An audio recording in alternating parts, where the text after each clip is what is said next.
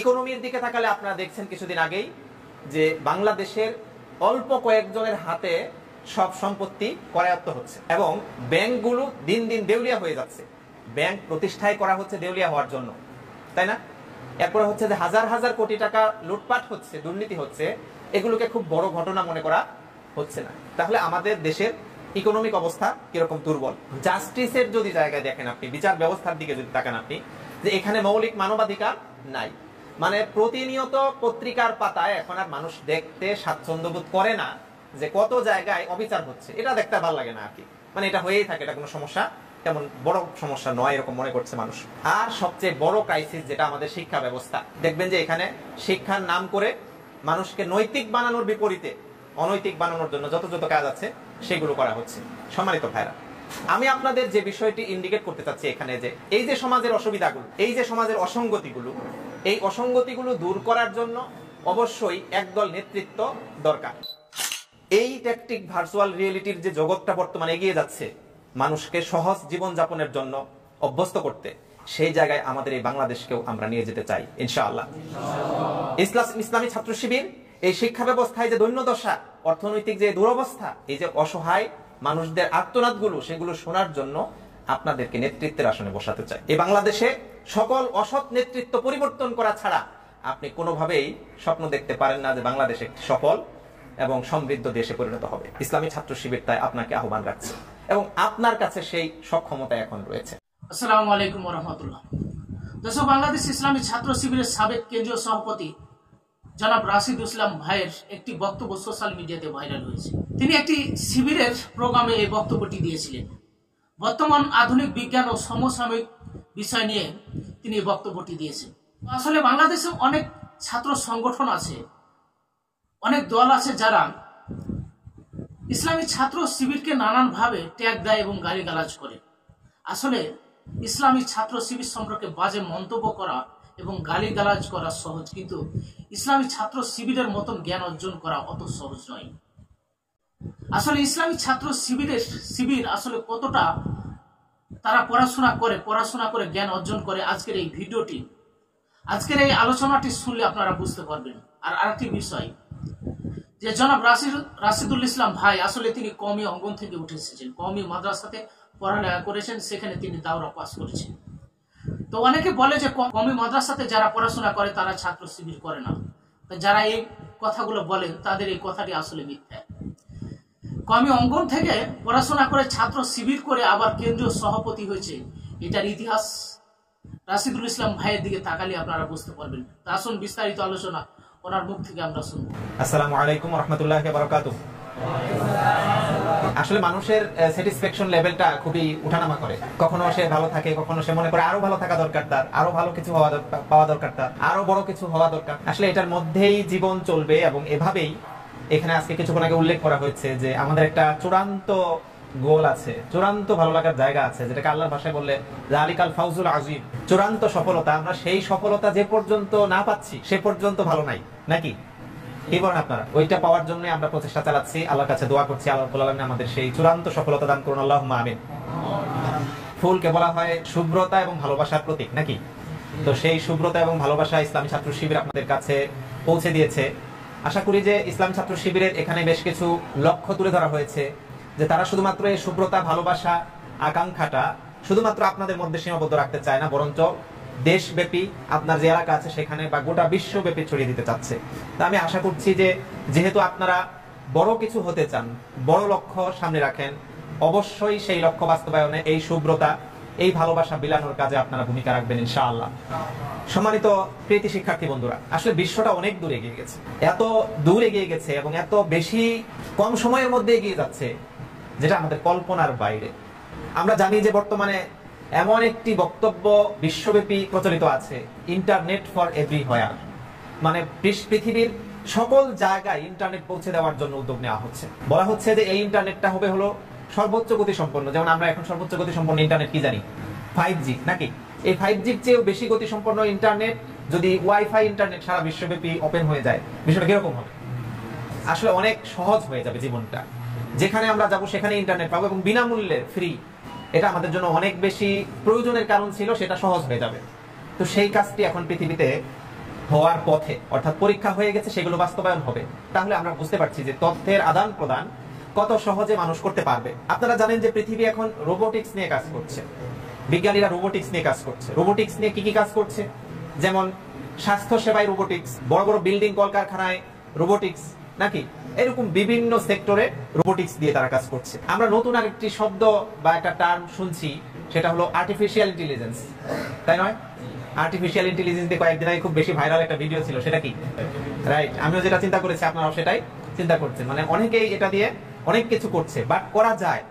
Even আপনারা জেনে আশ্চর্য হয়ে যাবেন যে আর্টিফিশিয়াল ইন্টেলিজেন্স এমন জায়গায় নিয়ে যাচ্ছে যে আমি কি কল্পনা করতে পারি, আমি কি চিন্তা করতে পারি, তার জবাব সে মুহূর্তের মধ্যে দিয়ে দিচ্ছে। সুতরাং এরকম একটি জায়গায় বিশ্ব এখন এগিয়ে যাচ্ছে। এবং আপনারা আরো বেশি গুরুত্বপূর্ণ একটি তথ্য জেনে আশ্চর্য হয়ে যাবেন যে তথ্য রাখার জায়গায় একটা সময় মানুষ হলো যে হার্ড ডিস্কে, কম্পিউটারের হার্ড ডিস্কে তথ্য রাখতো, তাই না? এরপরে আসলো হলো ফ্লপি ডিস্ক, এরপরে সিডি, ডিভিডি, এরপর পেন ড্রাইভ, এখন কি চিপস, এরপরে কি গুগল ড্রাইভ বা কি বলে যে অনলাইন স্টোরেজ যেগুলো আছে সেগুলো, তারপরে কি, তারপর আমরা জানি না। কিন্তু এখন অলরেডি পরীক্ষা নিরীক্ষা হয়ে গেছে যে একটা পেইন্টিং এর মধ্যে তথ্য রেখে দিবে, আমার ডিএনএ এর মধ্যে তথ্য রেখে দিবে। অর্থাৎ সুরক্ষিত রাখার জন্য, নিশ্চিত হওয়ার জন্য মানুষ এই কাজগুলো করছে। সম্মানিত ভাইরা, আমি আপনাদের সামনে এই এতগুলো আবিষ্কার, এতগুলো উত্থান, এতগুলো উন্নতি, ডেভেলপমেন্টের বিষয় কেন উপস্থাপন করলাম? আমাদেরকে একটু চিন্তা করতে হবে যে আমরা যে সমাজ ব্যবস্থায় বসবাস করছি বাংলাদেশে, এখানে বাংলাদেশের বেশ কিছু চিত্র ইতোমধ্যে তুলে ধরা হয়েছে। আমরা যদি বাংলাদেশের মোটা দাগে কয়েকটা সেক্টরকে একটু বিবেচনা করি, যেমন সোশ্যাল সিকিউরিটি, একজন মহিলা রাতের বেলা, একজন মেয়ে মানুষ রাতের বেলা আমাদের শহরে, বন্দরে, রাস্তাঘাটে একা কি চলতে পারবে আমাদের দেশে? অথচ আজ থেকে 14.5 বছর আগে আল্লাহ রাসূল সাল্লাল্লাহু আলাইহি ওয়াসাল্লাম এই সমাজ ব্যবস্থা নিশ্চিত করেছে। এটি একটা পয়েন্ট বললাম। শুধু মহিলা নয়, কোনো পুরুষ রাতের বেলা তার সম্পত্তি, টাকা পয়সার সাথে করে নিয়ে রাস্তা দিয়ে চলাফেরা করার সাহস করে না। এটা একটা চরম বাস্তবতা আমাদের জন্য।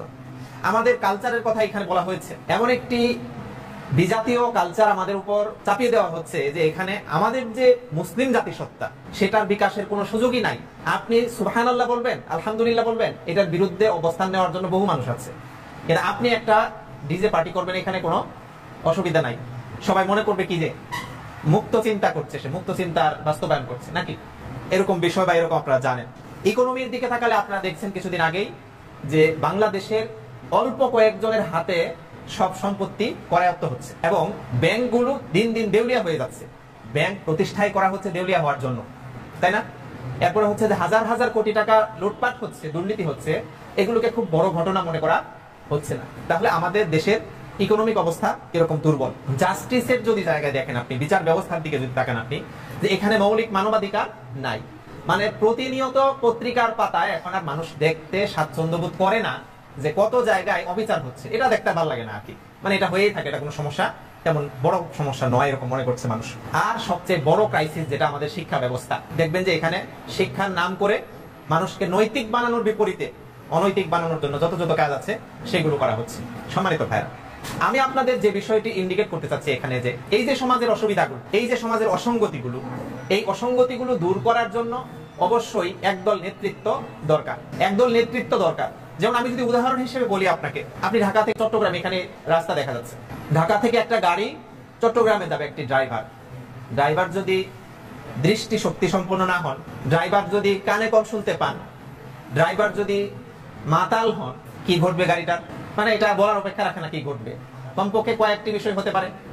যেমন 1 নম্বর, সে খাদে চলে যেতে পারে গাড়ি নিয়ে, রাস্তায় না থেকে রাস্তার পাশে নিচে চলে যেতে পারে। 2 নম্বর হচ্ছে চট্টগ্রাম না গিয়ে সে অন্য কোনো রাস্তা ধরে ফেলতে পারে, নাকি এরকম বেশ কিছু ঘটনা ঘটতে পারে। সম্মানিত ভাইরা, আজকে কি আমাদের দেশে সেই ঘটনাটি ঘটছে না? একদল নেতৃত্ব যারা আমাদের এই দেশটা পরিচালনা করছে, তাদের কারোর কান কি বন্ধ, তালাবদ্ধ, সে শুনতে পাচ্ছে না আপনি কি বলছেন।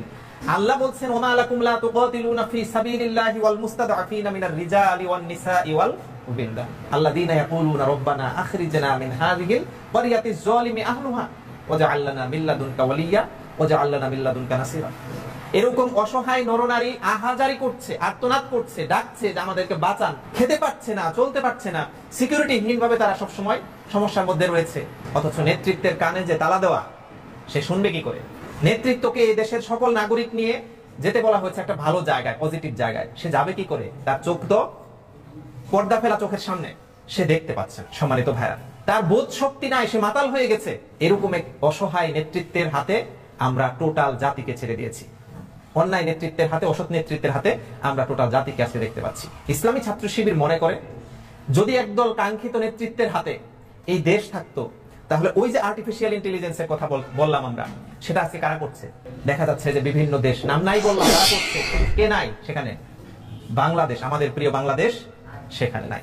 ইভেন বাংলাদেশের কোনো মেধাবী যদি থাকেও যে এরকম ভালো কিছু করার মতো যোগ্যতা রাখে, আমার বিশ্বাস আপনি দেখতে পাবেন যে আমাদের এই মজলিসেও এখানে এরকম কয়েকজন আছেন যারা গুরুত্বপূর্ণ কোনো কিছুতে আবিষ্কার বা গুরুত্বপূর্ণ কাজে ভূমিকা রাখতে পারবেন ভবিষ্যতে ইনশাআল্লাহ।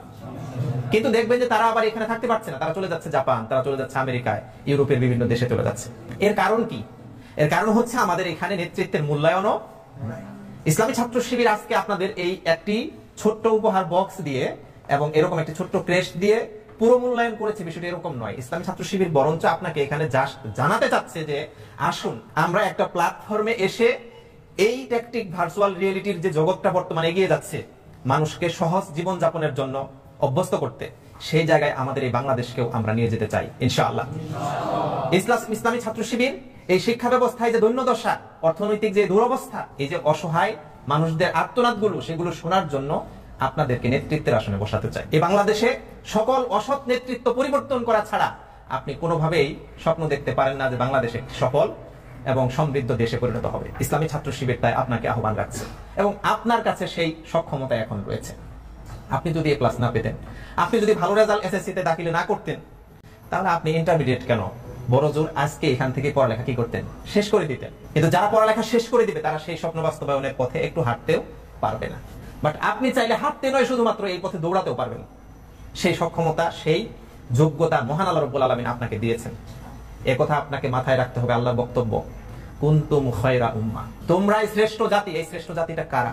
আমভাবে সকল মানুষ শ্রেষ্ঠ না, যারা যোগ্যতার খাতিরে, মেধার খাতিরে একটু উন্নত, তাদেরকে আল্লাহ রাব্বুল আলামিন শ্রেষ্ঠ জাতি বলেছেন। তো সেই শ্রেষ্ঠ জাতিদের দায়িত্ব দিয়েছেন উখরিজাত লিন-নাস, তোমরা মানুষের কল্যাণার্থে কাজ করো, তোমাদেরকে মানুষের কল্যাণেই বের করা হয়েছে। সম্মানিত ভাইরা আমার, আমি এজন্য আপনাদেরকে বলবো যে আপনার যে অর্জন আজকে এসএসসি দাখিলে হয়েছে, সেই অর্জনটাকে নিয়ে আপনি একটা ড্রাইভ দেওয়ার জন্য প্রস্তুতি নেন। এবং ইসলামী ছাত্র শিবির যে আপনার সাথে আছে, পাশে আছে, এটা ইতিমধ্যে আপনাদের সামনে উল্লেখ করা হয়েছে, আমি আর সেদিকে বলতে চাচ্ছি না। বাট ইসলামী ছাত্র শিবির যদি আপনার পাশে থাকার সুযোগ নাও পায়, ইসলামী ছাত্র শিবির যদি আপনার সহযোগিতায় নাও থাকতে পারে, তাহলেও কি আপনাকে সেই পথ পাড়ি দেওয়ার জন্য এখন এগিয়ে যেতে হবে না? সম্মানিত ভাইরা, এখানে আপনার পিতামাতার স্বপ্নের কথা বলা হয়েছে, আপনার সমাজের বিভিন্ন ব্যক্তিদের স্বপ্নের কথা বলা হয়েছে, আকাঙ্ক্ষার কথা বলা হয়েছে, কিন্তু আমরা তো দেখছি সবচেয়ে বড় স্বপ্ন আমাদেরকে নিয়ে দেখেন হলো আল্লাহ রাব্বুল আলামিন। তো সেই স্বপ্ন বাস্তবায়নের জন্য আমাদের তো দায়িত্ববান হওয়া অত্যন্ত জরুরি। আমি বিশ্বাস করি যে আপনারা সেই স্বপ্ন বাস্তবায়নের জন্য সবাই আকাঙ্ক্ষী। আসুন আমরা যদি চাই তাহলে খালিদ বিন ওয়ালিদের মতো সক্ষম বীর সেনানী আমাদের এই বর্তমান বাংলাদেশেও তৈরি করা সম্ভব। আমরা যদি চাই আবু বকর রাদিয়াল্লাহু তাআলা আনহু কিংবা ওসমান রাদিয়াল্লাহু তাআলা আনহুর মতো সেরকম সক্ষম, ইমানদার, সম্পদশালী ব্যক্তি এই বাংলাদেশে তৈরি করা সম্ভব, যারা বাংলাদেশকে আগামী দিনে লিড দেবে ইনশাআল্লাহ। আমরা যদি চাই তাহলে বেলাল রাদিয়াল্লাহু তাআলা আনহুর মতো সেরকম পাকাপোক্ত ইমানদার ব্যক্তি নেতৃত্বের আসনে থাকলে, যাদের অন্তর থেকে, মুখ থেকে শুধুমাত্র আহাদুন আহাদ ছাড়া যত নির্যাতন, জুলুম নির্যাতনের বিপরীত অন্য কোনো শব্দ আর বিপরীত আসবে না। আমরা যদি চাই হযরত আয়েশা রাদিয়াল্লাহু তাআলা আনহা কিংবা আবু হুরায়রা রাদিয়াল্লাহু তাআলা আনহুর মতো জ্ঞানবান ব্যক্তি এই সমাজে লিড দেওয়ার জন্য দাঁড়িয়ে যাবে ইনশাআল্লাহ। এবং সেই চাওয়াটা আমাদের মধ্য থেকে আসতে হবে। পারবেন আপনারা? আপনারা বলবেন যে এত জ্ঞানের কথা, এত নির্দেশ খালি দেয়। আসলে নির্দেশ দেয় বিষয়টার চেয়েও বড় বিষয় হচ্ছে যে আপনার এই নির্দেশগুলো বাস্তবায়নের জন্য সবাই আকাঙ্ক্ষা রাখে। ইসলামী ছাত্র শিবির সেই আকাঙ্ক্ষাটা রাখে। আসুন সমাজের এই অসঙ্গতি, সমাজের এই অন্যায় দূর করার জন্য আপনাদের এই প্রত্যেকটি মুখকে, এখানে যে উজ্জ্বল মুখ হিসেবে আপনার পরিবার সমাজ দেখছে, এই মুখকে বাংলাদেশ তথা বিশ্বব্যাপী মানুষ চিনুক।